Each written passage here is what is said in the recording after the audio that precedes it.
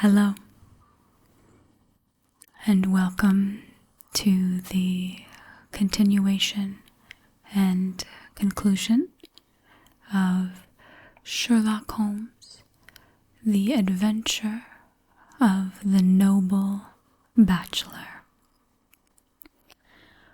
Where, then, is my wife? That is a detail which I shall speedily supply. Lord St. Simon shook his head. I am afraid that it will take wiser heads than yours or mine, he remarked, and bowing in a stately, old-fashioned manner, he departed. It is very good of Lord St. Simon to honor my head by putting it on a level with his own, said Sherlock Holmes, laughing. I think that I shall have a whiskey and soda and a cigar after all this cross-questioning. I had formed my conclusions as to the case before our client came into the room.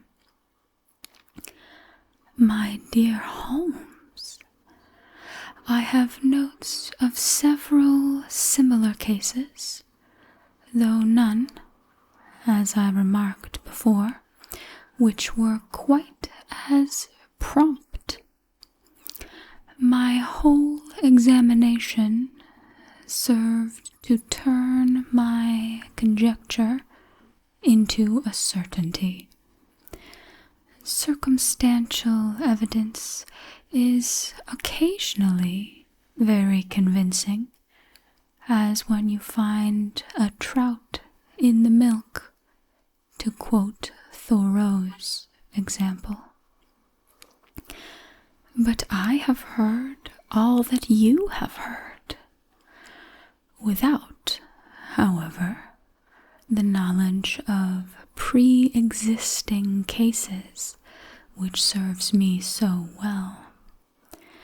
There was a parallel instance in Aberdeen some years back, and something on very much the same lines at Munich the year after the Franco-Prussian War. It is one of these cases, but hello, here is Lestrade. Good afternoon, Lestrade. You will find an extra tumbler upon the sideboard, and there are cigars in the box.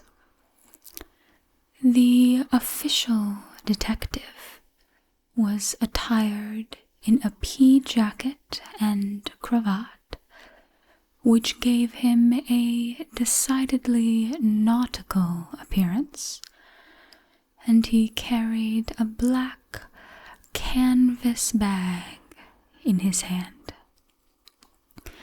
With a short greeting, he seated himself and lit the cigar which had been offered to him. "What's up, then?" asked Holmes, with a twinkle in his eye. "You look dissatisfied." "And I feel dissatisfied. It is this infernal St. Simon marriage case. I can make neither head nor tail of the business." "Really? You surprise me. Who ever heard of such a mixed affair? Every clue seems to slip through my fingers. I have been at work upon it all day, "And very wet it seems to have made you," said Holmes, laying his hand upon the arm of the pea jacket. "Yes, I have been dragging the Serpentine." "In heaven's name, what for?" "In search of the body of late Lady St. Simon." Sherlock Holmes leaned back in his chair and laughed heartily. "Have you dragged the basin of Trafalgar Square fountain?" he asked. "Why? What do you mean?" "Because you have just as good a chance of finding this lady in the one as in the other." Lestrade shot an angry glance at my companion. "I suppose you know all about it," he snarled. "Well, I have only just heard the facts, but my mind is made up." "Oh, indeed? Then you think that the Serpentine plays no part in the matter?" "I think it is very unlikely." "Then perhaps you will kindly explain how it is that we found this in it." He opened his bag as he spoke and tumbled onto the floor a wedding dress of watered silk, a pair of white satin shoes, and a bride's wreath and veil, all discolored and soaked in water. "There," he said, putting a new wedding ring upon the top of the pile.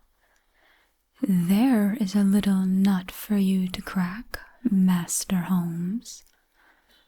"Oh, indeed," said my friend, blowing blue rings into the air. "You dragged them from the Serpentine?" "No, they were found floating near the margin by a park keeper. They have been identified as her clothes, and it seemed to me that if the clothes were there, the body would not be far off. By the same brilliant reasoning, every man's body is to be found in the neighborhood of his wardrobe. And pray, what did you hope to arrive at through this?" "At some evidence implicating Flora Miller in the disappearance. I am afraid you will find it difficult." "Are you indeed now?" cried Lestrade with some bitterness. "I am afraid, Holmes, that you are not very practical with your deductions and your inferences. You have made 2 blunders in as many minutes.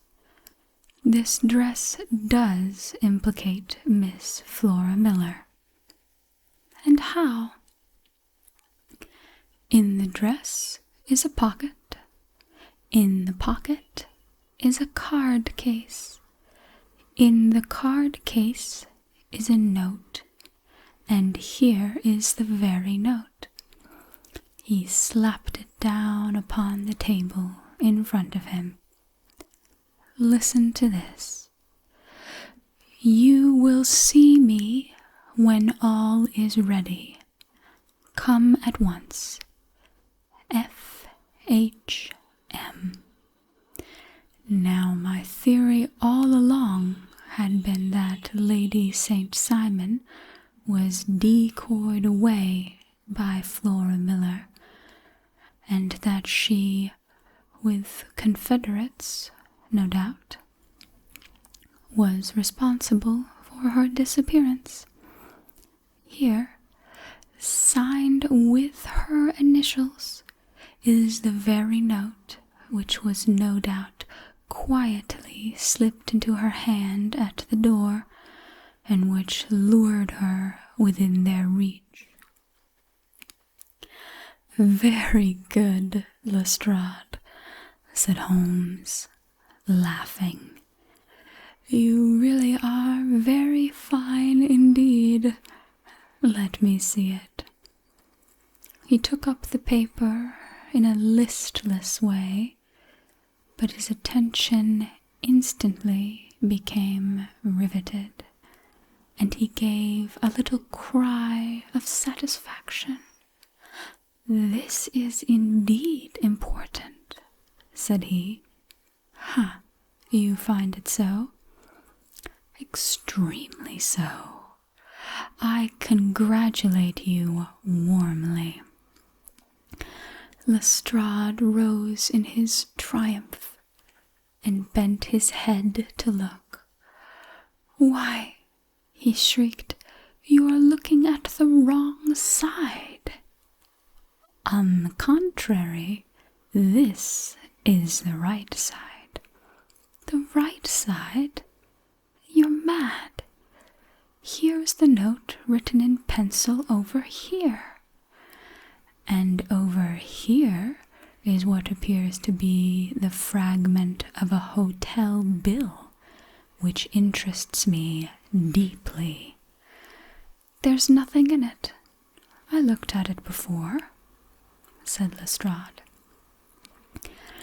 October 4th, rooms 8, breakfast 2 shillings, cocktail 1 shilling, lunch 2 shillings, glass sherry 8. I see nothing in that. Very likely not. It is most important all the same. As to the note, it is important also, or at least the initials are, so I congratulate you again. I've wasted enough time, said Lestrade, rising.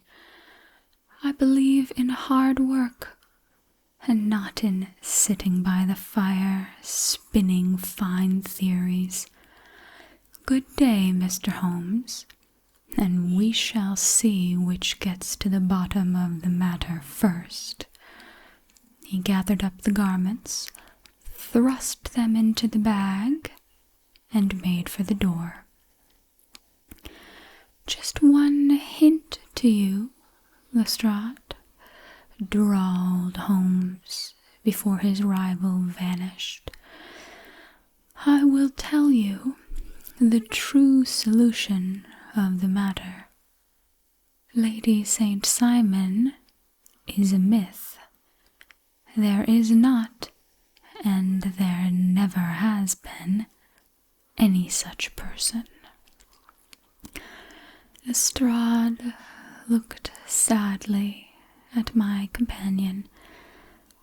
Then he turned away, tapped his forehead 3 times, shook his head solemnly, and hurried away.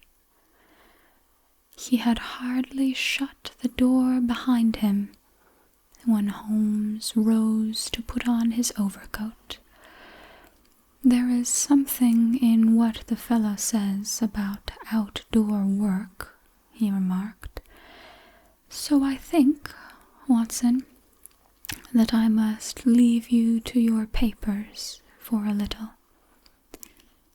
It was after 5 o'clock when Sherlock Holmes left me, but I had no time to be lonely, for within an hour there arrived a confectioner's man with a very large, flat box.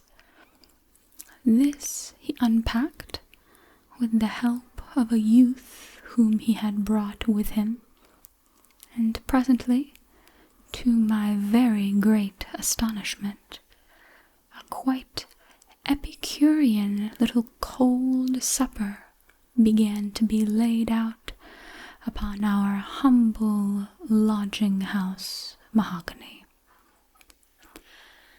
There were a couple of brace of cold woodcock, a pheasant, a pâté de foie gras pie with a group of ancient and cobwebby bottles. Having laid all these luxuries, my two visitors vanished away, like the genii of the Arabian Nights, with no explanation save that the things had been paid for and were ordered to this address.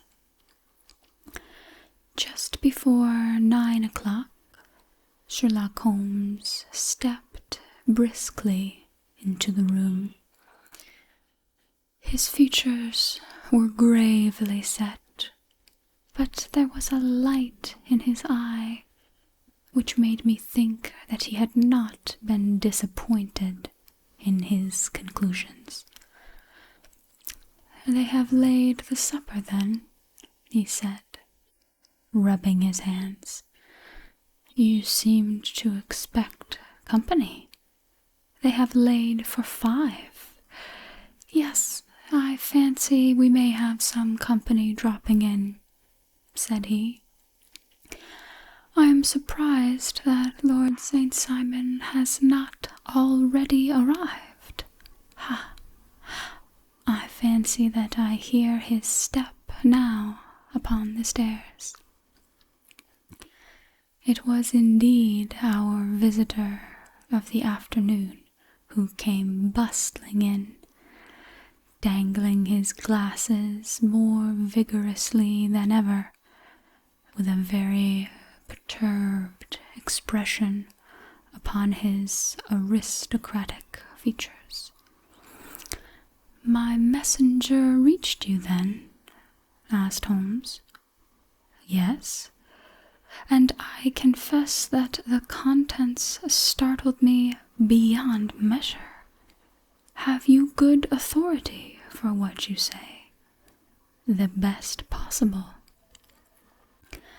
Lord St. Simon sank into a chair and passed his hand over his forehead. "What will the Duke say," he murmured, "when he hears that one of his family has been subjected to such humiliation? It is the purest accident.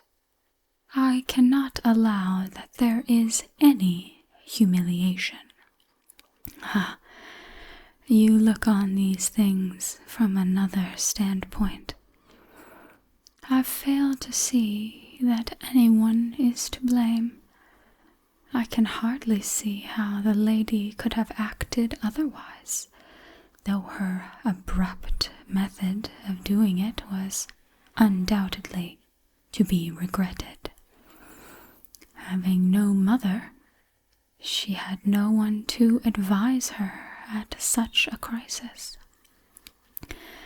It was a slight, sir, a public slight," said Lord St. Simon, tapping his fingers upon the table. "You must make allowance for this poor girl, placed in so unprecedented a position." "I will make no allowance. I am very angry indeed, and I have been shamefully used." "I think that I heard a ring," said Holmes. "Yes, there are steps on the landing. If I cannot persuade you to take a lenient view of the matter, Lord St. Simon, I have brought an advocate here who may be more successful." He opened the door and ushered in a lady and gentleman. "Lord St. Simon," said he, "allow me to introduce you to Mr. and Mrs. Frances Hay Moulton. The lady, I think, you have already met. At the sight of these newcomers, our client had sprung from his seat and stood very erect, with his eyes cast down and his hand thrust into the breast of his frock coat, a picture of offended dignity. The lady had taken a quick step forward and had held out her hand to him, but he still refused to raise his eyes. It was as well for his resolution, perhaps, for her pleading face was one which it was hard to resist. "You're angry, Robert," said she. "Well, I guess you have every cause to be. Pray make no apology to me," said Lord St. Simon bitterly. "Oh, yes, I know that I have treated you real bad, and that I should have spoken to you before I went, but I was kind of rattled, and from the time when I saw Frank here again, I just didn't know what I was doing or saying. I only wonder I didn't fall down and do a faint right there before the altar." "Perhaps, Mrs. Moulton, you would like my friend and me to leave the room while you explain this matter?" "If I may give an opinion," remarked the strange gentleman, "we've had just a little too much secrecy over this business already. For my part, I should like all Europe and America to hear the rights of it." He was a small, wiry, sunburnt man, clean-shaven, with a sharp face and alert matter. "Then I'll tell our story right away," said the lady. "Frank here and I met in '84 in McQuire's camp near the Rockies, where Pa was working a claim. We were engaged to each other, Frank and I, but then one day Father struck a rich pocket and made a pile, while poor Frank here had a claim that petered out and came to nothing. The richer Pa grew, the poorer was Frank, so at last Pa wouldn't hear of our engagement lasting any longer, and he took me away to Frisco. Frank wouldn't throw up his hand, though, so he followed me there, and he saw me without Pa knowing anything about it. It would have made him mad to know, so we just fixed it all up for ourselves. Frank said that he would go and make his pile too, and never come back to claim me until he had as much as Pa. So then I promised to wait for him to the end of time, and pledged myself not to marry anyone else while he lived. "Why shouldn't we be married right away then?" said he, "and then I will feel sure of you, and I won't claim to be your husband until I get back." Well, we talked it over, and he had fixed it all up so nicely, with a clergyman all ready and waiting, that we just did it right there, and then Frank went off to seek his fortune, and I went back to Pa. The next I heard of Frank was that he was in Montana, and then he went prospecting in Arizona, and then I heard of him from New Mexico, After that came a long newspaper story about how a miners' camp had been attacked by Apache Indians, and there was my Frank's name among the killed.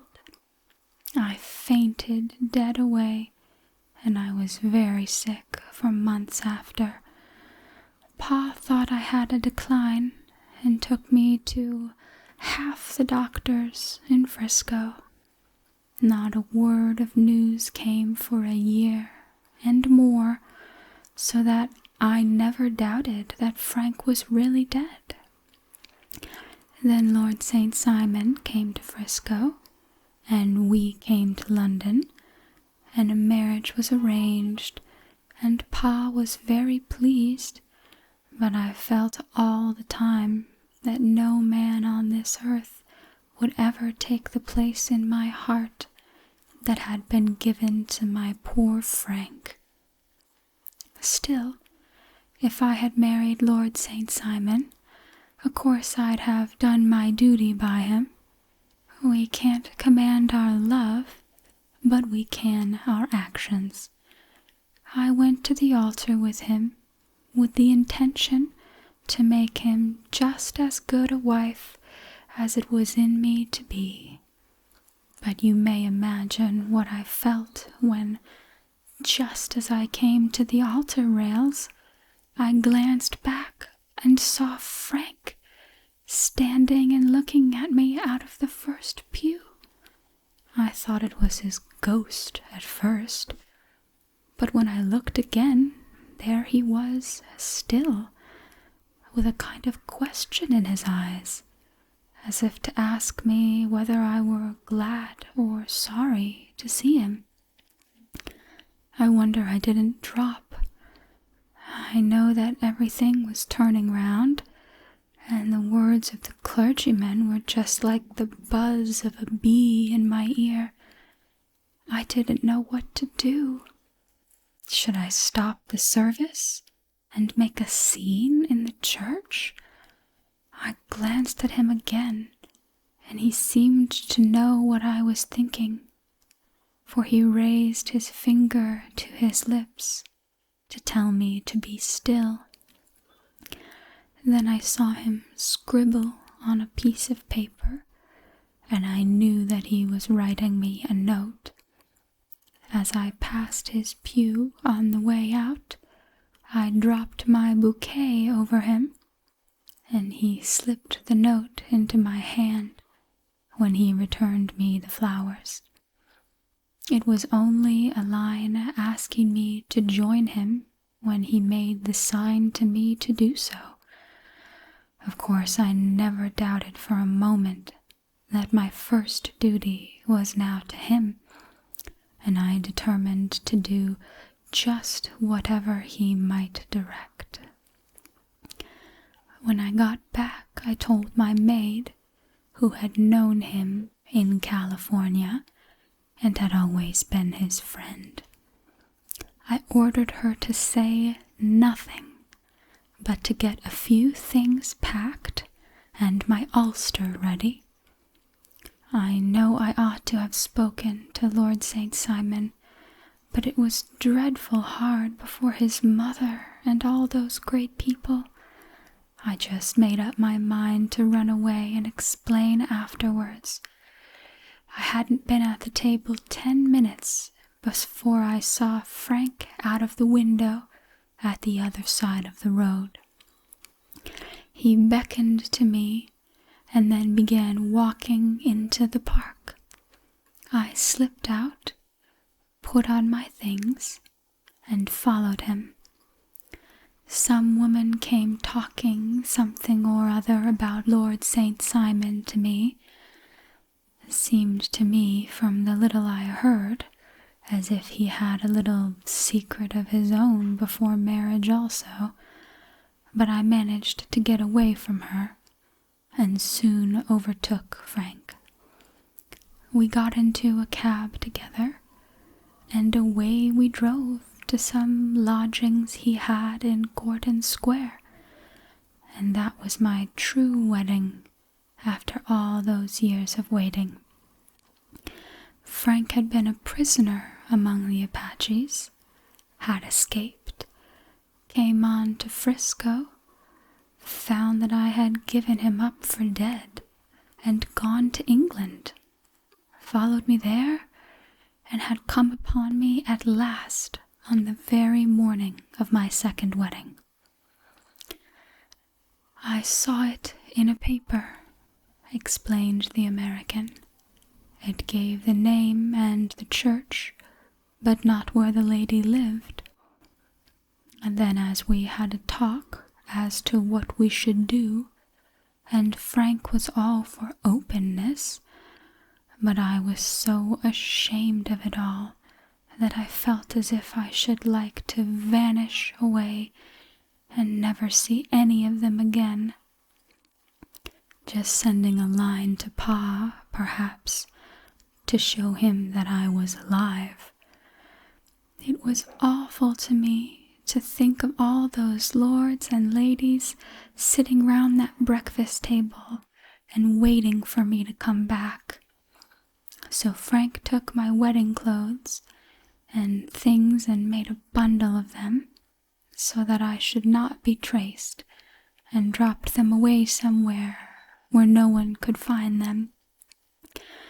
It is likely that we should have gone on to Paris tomorrow, only that this good gentleman, Mr. Holmes, came round to us this evening, though how he found us is more than I can think, and he showed us very clearly and kindly that I was wrong and that Frank was right, and that we should be putting ourselves in the wrong if we were so secret.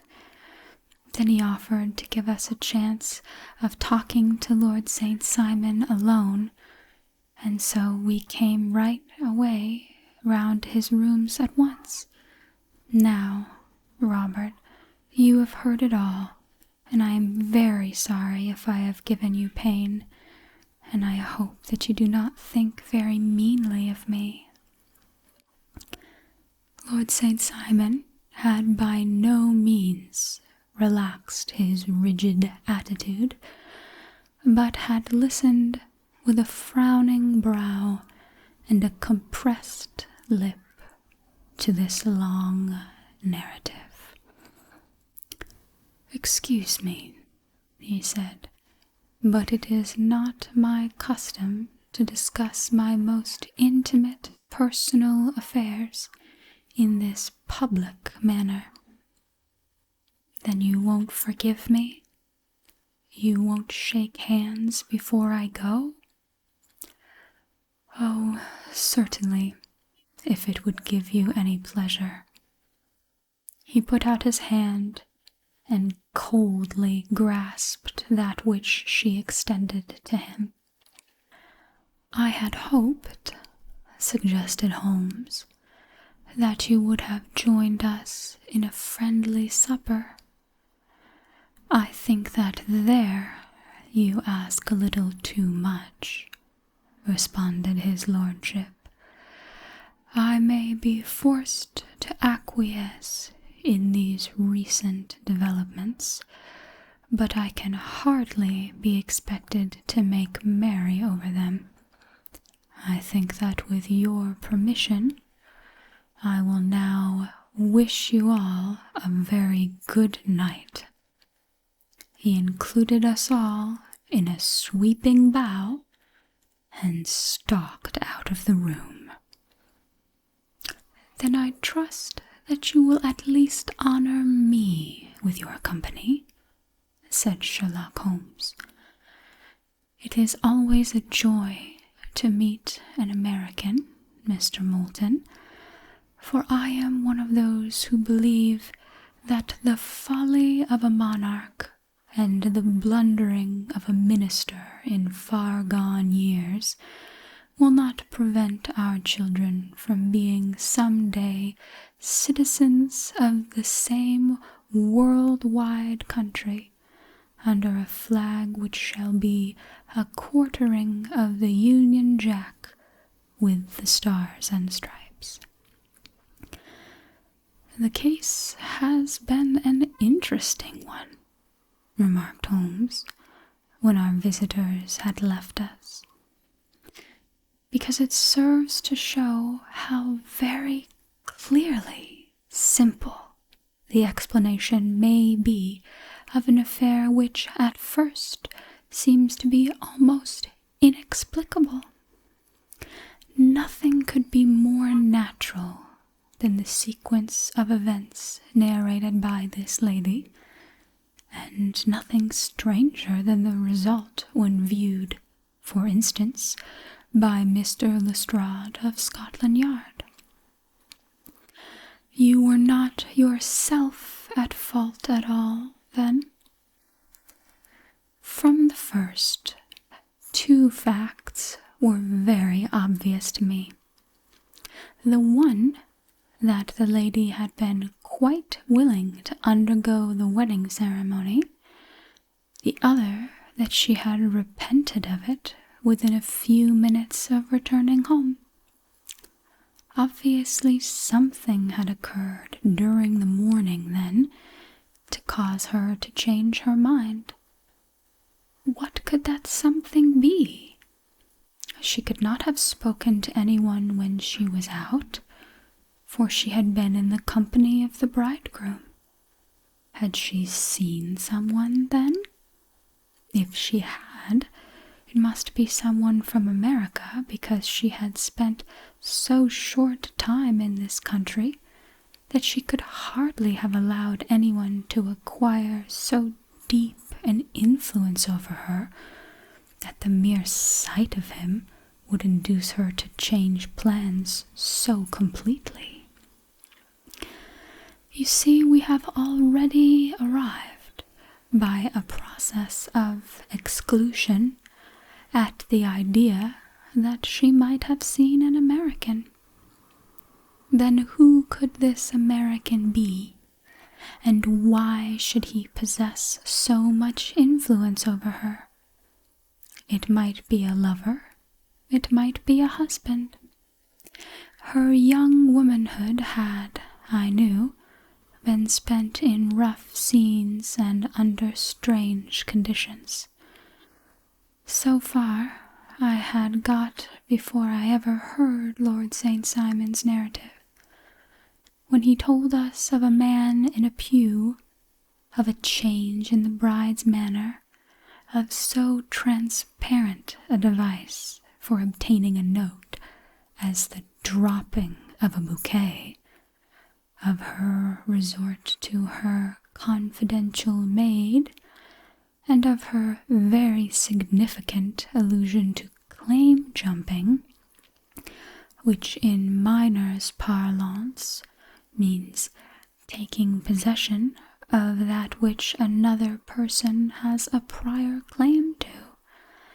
The whole situation became absolutely clear. She had gone off with a man, and the man was either a lover or was a previous husband, the chances being in favor of the latter. How in the world did you find them? It might have been difficult, but friend Lestrade held information in his hands, the value of which he did not himself know. The initials were, of course, of the highest importance, but more valuable still was it to know that within a week he had settled his bill at one of the most select London hotels. How did you deduce the select? By the select prices. 8 shillings for a bed, and 8 pence for a glass of sherry pointed to one of the most expensive hotels. There had not many in London which charge at that rate. In the second one which I visited, in Northumberland Avenue, I learned by the inspection of the book that Francis H. Moulton, an American gentleman, had left only the day before, and on looking over the entries against him, I came upon the very items which I had seen in the duplicate bill. His letters were to be forwarded to 226 Gordon Square, so thither I traveled, and being fortunate enough to find the loving couple at home, I ventured to give them some parental advice, and to point out to them that it would be better in every way that they should make their position a little clearer, both to the general public and to Lord St. Simon in particular. I invited them to meet him here, and, as you see, I made him keep the appointment. But with no very good result, I remarked. His conduct was certainly not very gracious. "Ah, Watson," said Holmes, smiling, "perhaps you would not be very gracious either if, after all the trouble of wooing and wedding, you found yourself deprived in an instant of wife and of fortune. I think that we may judge Lord St. Simon very mercifully, and thank our stars that we are never likely to find ourselves in the same position. Draw your chair up and hand me my violin, for the only problem we have still to solve is how to while away these bleak autumnal evenings." The end. Thank you so much for joining me.